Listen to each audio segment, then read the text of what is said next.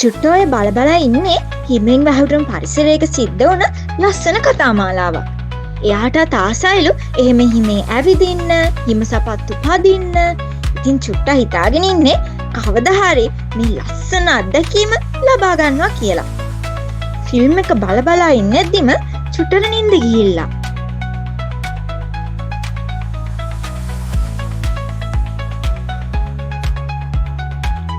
දැන් චුට්ටා ඉන්නේ හිමෙන් වැහුණු විශාල කඳුවලින් පැටවුණු ලස්සන පරිසරයක. ගොඩාක් අය හිම ක්‍රීඩා කරන්න ඇවිත් තිබුණා. චුට්ටත් මමා කැටි, පපා කැටි, පැංච කැටුයි එක්ක හිම ක්‍රීඩා කරන්න එකතු වුණා. අනිත් අය වගේම පැංචයි චුට්ටයි හිම මත ලිස්සලා ගියා. හරිම සතුටින්.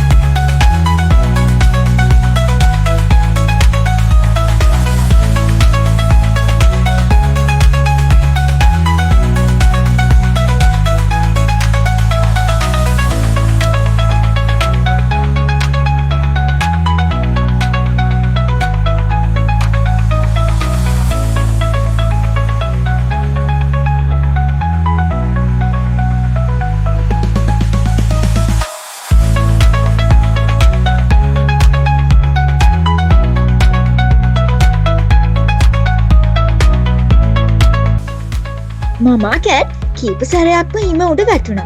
පැංචයි චුට්ටයි ඉක්මනට උදව්වට ආවා. පාර නම් ටිකක් දරුණුවට වැටුණා වගේ. මමා කැට් ළඟට දුවන්න ඕනි.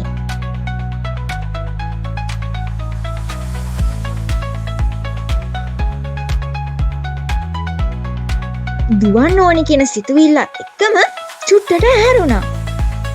ඒත් චුට්ට හිටියේ හිම උඩ නෙමෙයි, ඇඳ උඩ.